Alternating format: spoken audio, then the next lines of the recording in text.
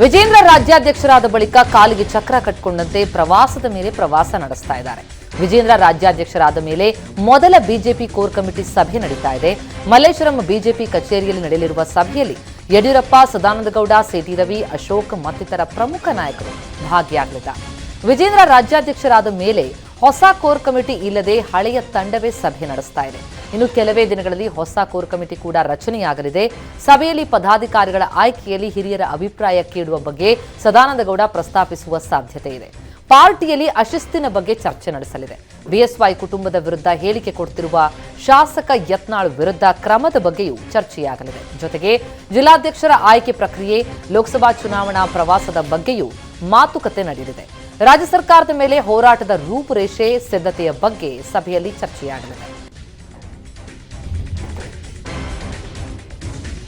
ಲೋಕಸಭಾ ಚುನಾವಣೆಯಲ್ಲಿ ಕಾಂಗ್ರೆಸ್ ಟಾರ್ಗೆಟ್ 20 ಕ್ಷೇತ್ರದ ಗುರಿ ಇಟ್ಕೊಂಡು ಮುನ್ನುಗ್ತಾ ಇದೆ. ರಾಜ್ಯದಲ್ಲಿರುವಂತಹ 28 ಕ್ಷೇತ್ರಗಳಲ್ಲಿ 20 ಕ್ಷೇತ್ರ ಗೆಲ್ಲಬೇಕು ಅಂತಂದ್ರೆ ಸಚಿವರು ಸ್ಪರ್ಧಿಸಬೇಕು. ಹೀಗಾಗಿ ಲೋಕಸಭಾ ಚುನಾವಣೆಯಲ್ಲಿ ಸಚಿವರ ಸ್ಪರ್ಧೆಗೆ ಹೈಕಮಾಂಡ್ ಒತ್ತಡ ಹಾಕ್ತಾ ಇದೆ. ಆದರೆ ಸಚಿವರು ಮಾತ್ರ ಲೋಕಸಭಾ ಚುನಾವಣಾ ಸ್ಪರ್ಧೆಗೆ ಆಸಕ್ತಿಯನ್ನು ತೋರಿಸ್ತಾ ಇಲ್ಲ. ಬಿಜೆಪಿ ಜೆಡಿಎಸ್ ಮೈತ್ರಿಯ ಕಾರಣಕ್ಕೆ ಸಚಿವರು ಹಿಂದೇಟು ಹಾಕ್ತಾ ಇದ್ದಾರೆ. ಮಂಡ್ಯದಲ್ಲಿ ಮೊದಲ ಸ್ಪರ್ಧೆಗೆ ಒಲವು ತೋರಿಸಿದ್ದ ಸಚಿವ ಚಲುವರಾಯಸ್ವಾಮಿ ಈಗ ತಮ್ಮ ಪತ್ನಿಯನ್ನೂ ಕಣಕ್ಕಿಳಿಸೋ ಬಗ್ಗೆ ಆಲೋಚನೆ ನಡೆಸಿದ್ರು. ಮಂಡ್ಯದಲ್ಲಿ ಎಚ್ಡಿಕೆ ಸ್ಪರ್ಧಿಸಿದ್ರೆ ಸೋಲಾಗಬಹುದು ಎನ್ನುವ ಲೆಕ್ಕಾಚಾರದಲ್ಲಿ ಚಲುವರಾಯಸ್ವಾಮಿ ಲೋಕಸಭಾ ಸ್ಪರ್ಧೆಗೆ ಹಿಂದೇಟು ಹಾಕ್ತಾ ಇದ್ದಾರೆ. ಇನ್ನು ಕೋಲಾರ ಮೀಸಲು ಕ್ಷೇತ್ರದಿಂದ ಸ್ಪರ್ಧೆ ಮಾಡೋ ಇಂಗಿತ ಹೊಂದಿದ್ದ ಸಚಿವ ಮುನಿಯಪ್ಪ ಇದೀಗ ಹಿಂದೇಟು ಹಾಕಿದ್ದಾರೆ. ಸತೀಶ್ ಜಾರಕಿಹೊಳಿ ಕೂಡ ಬೆಳಗಾವಿ ಕ್ಷೇತ್ರದಿಂದ ಸ್ಪರ್ಧೆ ಡೌಟ್ ಎನ್ನಲಾಗ್ತಾ ಇದೆ. ಇನ್ನು ಬೆಂಗಳೂರು ದಕ್ಷಿಣ ಕ್ಷೇತ್ರದಲ್ಲಿ ಕಾಂಗ್ರೆಸ್ ಅಭ್ಯರ್ಥಿಗಳಿಗಾಗಿ ಹುಡುಕಾಡಬೇಕಾದ ಪರಿಸ್ಥಿತಿ ಇದೆ. ರಾಜ್ಯ ಬಿಜೆಪಿ ನಾಯಕರು ಬೆಂಗಳೂರು ಹಿಡಿತ ಸಾಧಿಸೋದಕ್ಕೆ ಮುಂದಾಗಿದ್ದಾರೆ. ತಮ್ಮ ತಮ್ಮ ಸ್ಥಾನವನ್ನ ಭದ್ರ ಮಾಡಿಕೊಳ್ಳುವುದಕ್ಕೆ ಬೆಂಗಳೂರು ಬಿಜೆಪಿಯ ಒಕ್ಕಲಿಗ ನಾಯಕರು ರಣತಂತ್ರ ಹೆಣೆದಿದ್ದಾರೆ. ಏಕಾಏಕಿ ಸದಾನಂದಗೌಡರ ನಿವಾಸಕ್ಕೆ ಅಶೋಕ್, ಬೊಮ್ಮಾಯಿ, ಡಾಕ್ಟರ್ ಅಶ್ವತ್ಥ ನಾರಾಯಣ್ ಭೇಟಿ ಕೊಟ್ಟರು. ಬೆಂಗಳೂರು ಉತ್ತರ ಕ್ಷೇತ್ರಕ್ಕೆ ಸಿಟಿ ರವಿ ಅಥವಾ ಶೋಭಾ ಕರಂದ್ಲಾಜೆ ಅಭ್ಯರ್ಥಿಯಾಗುವ ಮುನ್ಸೂಚನೆ ಇತ್ತು. ಬೆಂಗಳೂರು ಒಕ್ಕಲಿಗ ಲೀಡರ್ಸ್ ಆಕ್ಟಿವ್ ಆಗಿದ್ದಾರೆ. ಸಿಟಿ ರವಿ ಅಥವಾ ಶೋಭಾ ಕರಂದ್ಲಾಜೆ ಬೆಂಗಳೂರು ರಾಜಕೀಯಕ್ಕೆ ಬಂದ್ರೆ ಆಗ ತಮ್ಮ ಅಸ್ತಿತ್ವಕ್ಕೆ ಧಕ್ಕೆ ಬರುತ್ತೆ ಅಂತ ಅರಿತಂತಹ ಅಶೋಕ್ ಸದಾನಂದಗೌಡ ಅವರನ್ನ ಭೇಟಿಯಾಗಿದ್ದಾರೆ. ಸದಾನಂದಗೌಡರು ಬೆಂಗಳೂರು ಉತ್ತರ ಕ್ಷೇತ್ರದಲ್ಲಿ ಮತ್ತೆ ಸ್ಪರ್ಧಿಸಿದ್ರೆ ಸಿಟಿ ರವಿ ಮತ್ತು ಶೋಭಾ ಕರಂದ್ಲಾಜೆಗೆ ಬೆಂಗಳೂರು ರಾಜಕೀಯಕ್ಕೆ ಬರೋದು ತಪ್ಪುತ್ತೆ. ಆಗ ಅಶೋಕ್ ಮತ್ತು ಡಾಕ್ಟರ್ ಅಶ್ವತ್ಥ ನಾರಾಯಣ್ ವರ್ಚಸ್ಸು ಹೆಚ್ಚಾಗುತ್ತೆ ಎನ್ನುವ ಲೆಕ್ಕಾಚಾರ. ಸದಾಶಿವನಗರದಲ್ಲಿರುವ ಗೃಹ ಸಚಿವ ಪರಮೇಶ್ವರ್ ನಿವಾಸಕ್ಕೆ ಬಿಜೆಪಿ ರೆಬೆಲ್ಸ್ ಶಾಸಕರು ಭೇಟಿಯಾಗಿದ್ದಾರೆ. ಎಸ್ಟಿ ಸೋಮಶೇಖರ್, ಶಿವರಾಮ್ ಹೆಬ್ಬಾರ್ ಪರಮೇಶ್ವರನ್ನ ಭೇಟಿಯಾಗಿ ಮಾತುಕತೆ ನಡೆಸಿದ್ರು. ಈಗಾಗಲೇ ಬಿಜೆಪಿಯಿಂದ ಒಂದು ಕಾಲ್ ಹೊರಗಿಟ್ಟಿದ್ದಾರೆ ಈ ನಾಯಕರು. ಸದ್ಯ ಇವತ್ತಿನ ಭೇಟಿ ರಾಜ್ಯ ರಾಜಕೀಯದಲ್ಲಿ ಕುತೂಹಲ ಕೆರಳಿಸಿದೆ. ಅದಕ್ಕೂ ಮುನ್ನ ಬೆಳಗಾವಿಯಲ್ಲಿ ಕಾಂಗ್ರೆಸ್ ಶಾಸಕಾಂಗ ಸಭೆಯಲ್ಲೂ ಎಸ್ಟಿ ಸೋಮಶೇಖರ್, ಶಿವರಾಮ್ ಹೆಬ್ಬಾರ್ ಕಾಣಿಸಿಕೊಂಡಿದ್ರು. ಡಿಕೆಶಿ ಕೊಟ್ಟ ಔತಣಕೂಟದಲ್ಲಿ ಇಬ್ಬರೂ ಕೂಡ ಭಾಗಿಯಾಗಿದ್ರು. ಕೋಟೆನಾಡು ಚಿತ್ರದುರ್ಗದಲ್ಲಿ ಅಹಿಂದ ಸಮಾವೇಶ ಜನವರಿ 28ರಂದು ನಡೆಯಲಿದೆ. ಜಾತಿ ಗಣತಿ ವಿರೋಧಿಸಿ ವೀರಶೈವ ಲಿಂಗಾಯತ ಸಮುದಾಯದ ಸಮಾವೇಶದ ಬೆನ್ನಲ್ಲೇ ಹಿಂದುಳಿದ ವರ್ಗಗಳು ಶಕ್ತಿ ಪ್ರದರ್ಶನಕ್ಕೆ ಮುಂದಾಗಿವೆ. ಜಾತಿ ಗಣತಿ ವಿರೋಧಿಸಿದವರಿಗೆ ಟಕ್ಕರ್ ಕೊಡೋದಕ್ಕೆ ಮತ್ತೊಂದು ಅಹಿಂದ ಸಮಾವೇಶ ನಡೆಯಲಿದ್ದು, ಜಾತಿ ಗಣತಿ ವರದಿ ಜಾರಿಗೆ ಒತ್ತಾಯಿಸಲು ಅಹಿಂದ ಸಮಾವೇಶ ಆಯೋಜಿಸಲಾಗಿದೆ.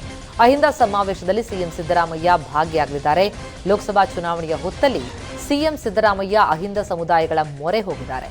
ಅಹಿಂದ ಸಮಾವೇಶದ ಮೂಲಕ ಎದುರಾಳಿಗಳಿಗೆ ಟಾಂಗ್ ಕೊಡೋದಕ್ಕೆ ಪ್ಲಾನ್ ಮಾಡಿದ್ದಾರೆ. ಜಾತಿ ಗಣತಿ ವಿರೋಧಿಗಳಿಗೆ ಅಹಿಂದ ಕಾರ್ಡ್ ಪ್ಲೇ ಮಾಡಲಾಗಿದ್ದು, ಚಿತ್ರದುರ್ಗದ ಮಾದಾರ ಚೆನ್ನಯ್ಯ ಮಠದ ಬಳಿ ಸಮಾವೇಶಕ್ಕೆ ಸಿದ್ಧತೆ ನಡೆಸಲಾಗಿದೆ. ಸುಮಾರು 150 ಎಕರೆ ಪ್ರದೇಶದಲ್ಲಿ ಅಹಿಂದ ಸಮಾವೇಶ ನಡೆಸಲು ಸಿದ್ಧತೆಯಾಗಿದ್ದು, ಅಹಿಂದ ಸಮಾವೇಶಕ್ಕೆ 10 ಲಕ್ಷ ಮಂದಿ ಭಾಗಿಯಾಗಲಿದ್ದಾರೆ.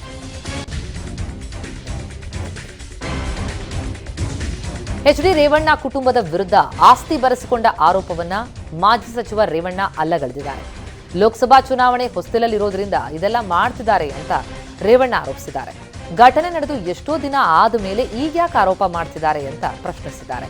ಭವಾನಿ ಹೊಡೆದಿದ್ರಿಂದ ಗರ್ಭಪಾತ ಆಯಿತು ಎಂಬ ಆರೋಪಕ್ಕೂ ತಿರುಗೇಟ್ ಕೊಟ್ಟಿದ್ದಾರೆ.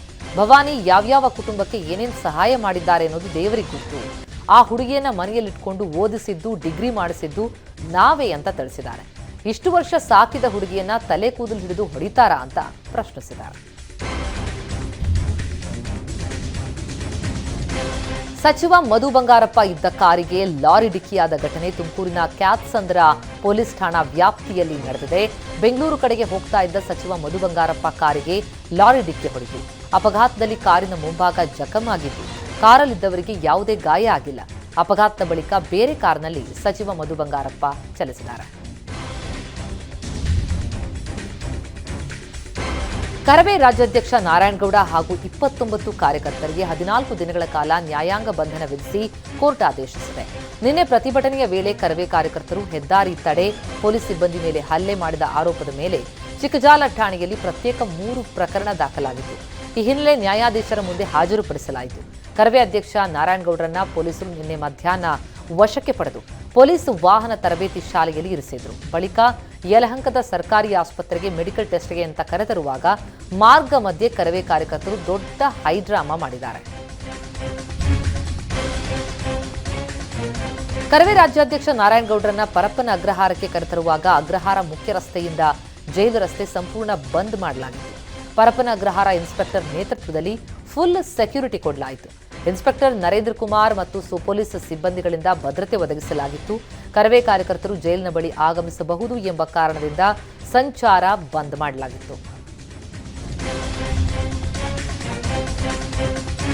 ಕರವೇ ಅಧ್ಯಕ್ಷ ನಾರಾಯಣಗೌಡ ಸರ್ಕಾರದ ವಿರುದ್ಧ ವಾಗ್ದಾಳಿ ನಡೆಸಿದ್ದಾರೆ.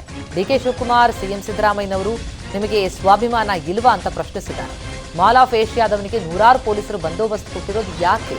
ಕನ್ನಡ ನಾಮಫಲಕ ಹಾಕದವನಿಗೆ ರಕ್ಷಣೆ ಕೊಡ್ತೀರಾ?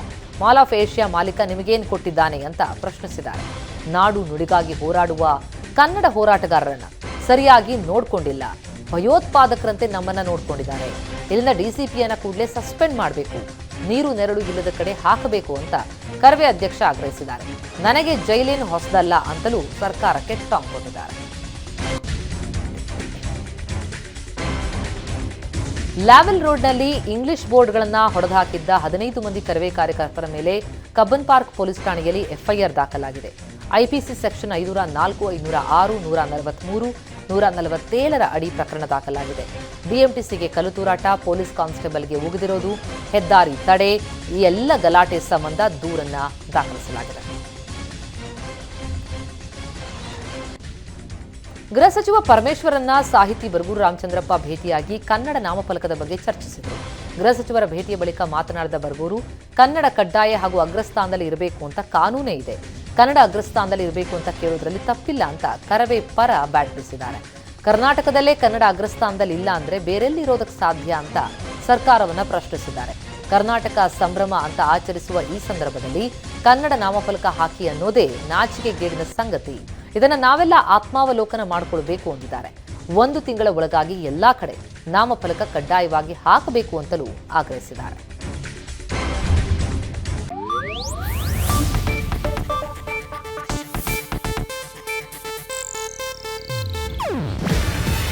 ಇದು ಏಷ್ಯಾನೆಟ್ ನ್ಯೂಸ್ ನೆಟ್ವರ್ಕ್ ಪ್ರಸ್ತುತಿ.